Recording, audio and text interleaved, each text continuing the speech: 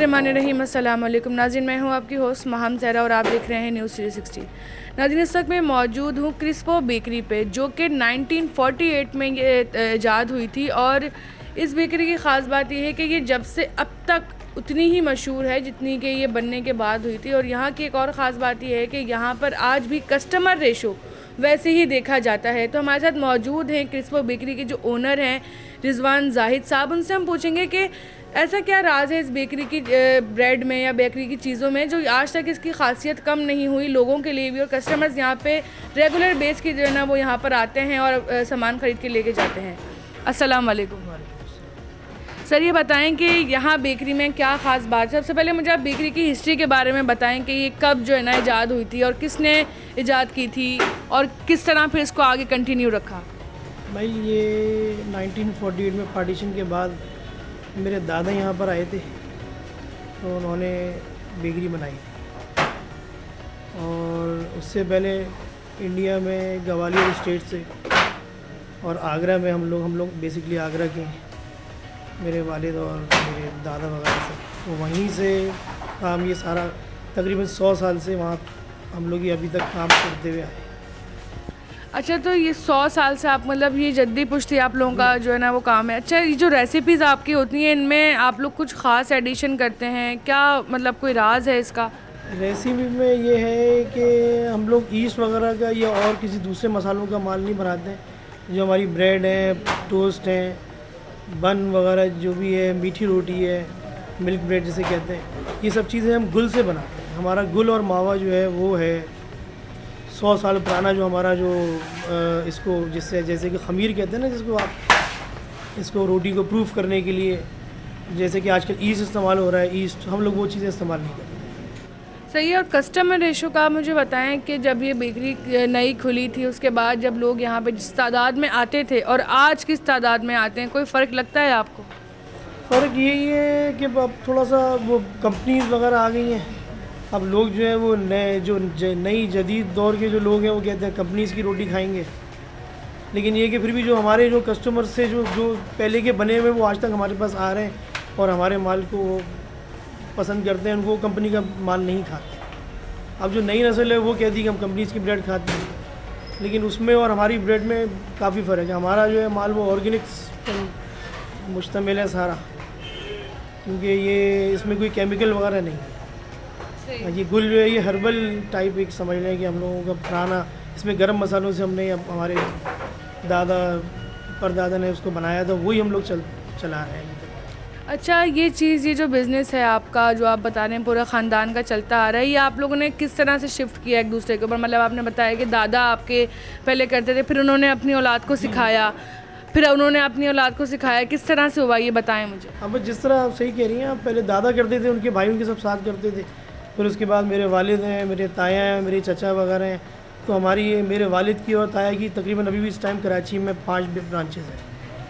तो सब उन्हीं के बच्चे, फिर मेरे वालिद, हम लोग उनके औलाद सब इसी काम को कंटिन्यू कर रहे हैं।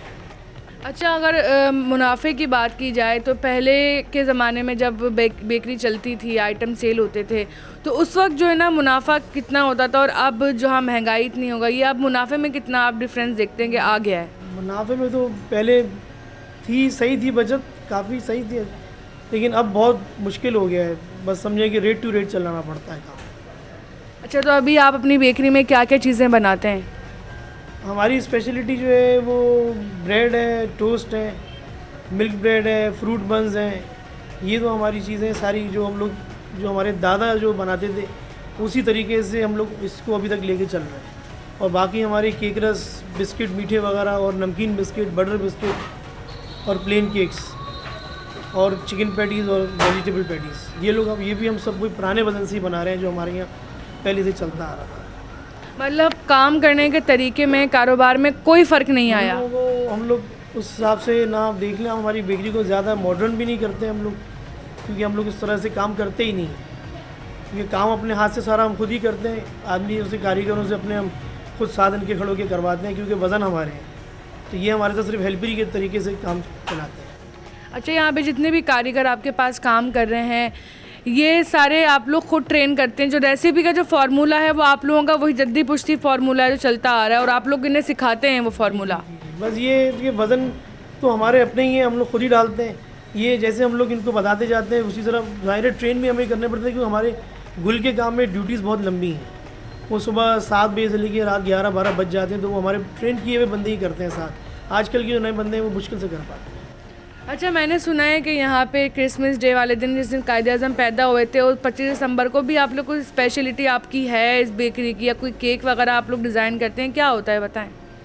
क्रिसमस पे प्लम केक्स होते हैं हमारे पास 25 दिसंबर पे, और आलमंड केक्स होते हैं, ड्राई फ्रूट केक्स होते हैं ये, और मतलब इस टाइप की चीज़ें जितनी भी क्रिश्चियंस की जो त्यौहार पे जो बनती हैं, इनकी टॉफ़ीज़ वगैरह आमंड की बनती हैं, वो आपके माज़ीपान की टॉफ़ीज़ वगैरह बनती हैं, और काफ़ी चीज़ें होती हैं जो काफ़ी वैरायटी होती है, तो हम सारी तकरीबन बनाते हैं। माशाल्लाह से हमारे जो कस्टमर्स हैं यहाँ पर जितने भी पुराने जो दादा के और अब्बा के टाइम के, वही आज तक लेने के लिए आते हैं सामान, और भरपूर तरीके से। अच्छा, ये जो आप लोग मशीनें वगैरह ब्रेड वगैरह बनाने के लिए ओवन यूज़ कर रहे हैं, तो आज से जब ये बेकरी बनी थी उस वक्त भी ओवन यूज़ होते थे, या उस वक्त भट्टी वगैरह में किस चीज़ में काम होता था? नहीं, उस टाइम तो भट्टियाँ बनी हुई थी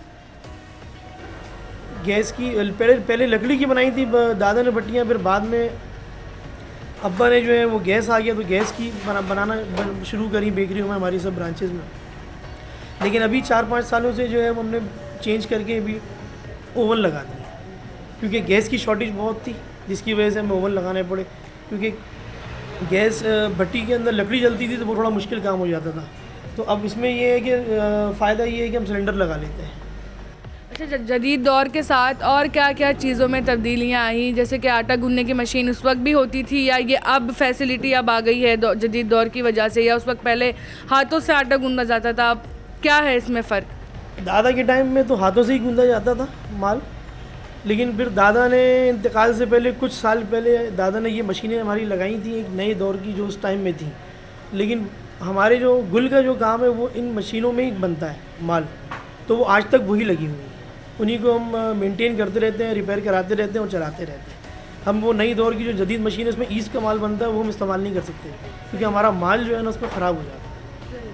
तो आगे फ्यूचर में क्या सोचा हुआ है इसकी? और ब्रांचेस अभी कितनी ब्रांचेस हैं, कहाँ कहाँ हैं, ये बताएं आप मुझे पहले। अभी ब्रांचेस हमारी माशाल्लाह से एक सिंधी मुस्लिम में है, सदर में 2 हैं, एक यहाँ पर है, एक ये आगे आपका दाऊदपुर रोड पर है, और एक फ़ेज़ 2 एक्सटेंशन पे है, और एक क्लिफ्टन पे आपका PSO हाउस से पहले प्रिंस कॉम्प्लेक्स में नीचे। तो आगे फ्यूचर में क्या सोचा हुआ है कि और ब्रांचेस इसकी खोलनी है? ये जो आपका नस्ली कारोबार चलता आ रहा है इसको बढ़ाना है, या लगता है कि ये ख़त्म हो जाएगा महंगाई की वजह से, या 10 और मसलों की वजह से रोकना पड़ जाएगा, या फिर बच्चे आगे जो है ना नौजवान नस्ल जो निकल रही है वो नहीं करते कैरी, वो चाहते हैं कोई अपना कोई बिज़नेस करना, बिजनेसमैन बनना, उनको इन चीज़ों में जो है ना वो शर्म आ रही होती है कि नहीं हम इस तरह से बेकरी नहीं चलाएंगे, जिस तरह की सोच आजकल के लोगों के बच्चों की बनती जा रही है। तो क्या लगता है कि ये कारोबार आपका कब तक चलता रहेगा? आपकी जो औलादें नस्लें और बढ़ रही हैं वो चलाएंगी इसको? देखिए, बात ये है कि बच्चे सब एक जैसे तो होते नहीं है, कुछ बच्चे ऐसे होते हैं जो वो कहते हैं कि नहीं मैं अपने बाप पे ही काम करूँगा। बिल्कुल ऐसे ही है, हर फैमिली में ऐसा होता है। कुछ बच्चे ऐसे होते हैं कहते नहीं मैं कुछ और, किसी के उनका रुझान कहीं और भी होता है। बच्चे पाए जाते हैं।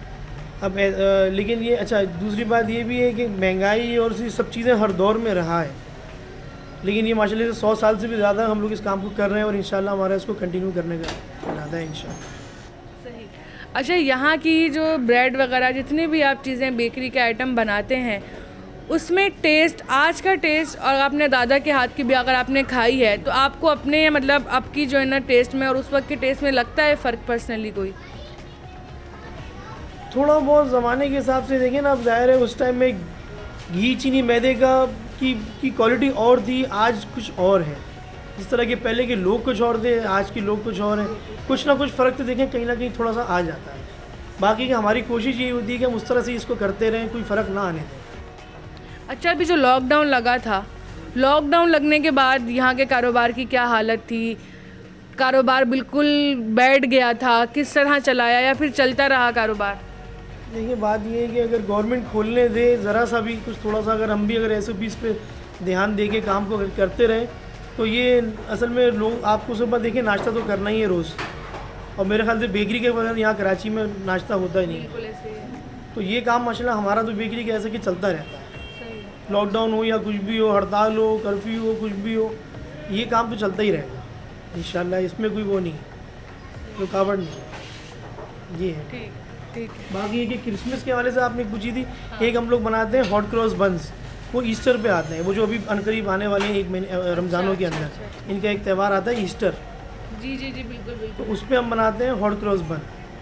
अच्छा वो और किसी वो- बेकरी पर नहीं बनता, वो सिर्फ यहीं बनते हैं? वो चंद एक बेकरी में बनते हैं, वैसे हमारी ब्रांचेस जो है वो मशहूर हैं इसमें, क्योंकि हम लोग बहुत मतलब वही दादा के टाइम से, दादा परदादा बनाते आ रहे हैं, वो जब से यहाँ पर आए थे।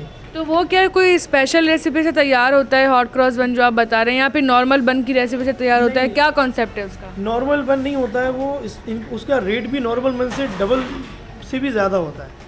उसमें रेजन्स जो किशमिश है वो बहुत ज़्यादा डलती हैं, और गरम मसाले डलते हैं, जिससे उसकी खुशबू और उसके टेस्ट में बहुत फ़र्क आता है। और वो क्रिश्चियंस जो लेते हैं वो बहुत मतलब कि उनको लेते ही हमसे हैं, उनका ट्रेडिशन है हाँ। इस वजह से वो। क्योंकि वो अपनी न्याज वगैरह में देते हैं, तो दर्जनों के हिसाब से बन लेते हैं वो, एक एक बंदा दर्जनों के हिसाब से लेके जाता है। तो नाज़रीन ये थे हमारे रिजवान जाहिद साहब, जिन्होंने बेकरी को अब तक अपने जो है ना वो बड़ों की जो इनकी जद्दी पुश्ती चलती आ रही है उसको अभी तक संभाल के रखा हुआ है और अभी तक इस कारोबार को चला रहे हैं।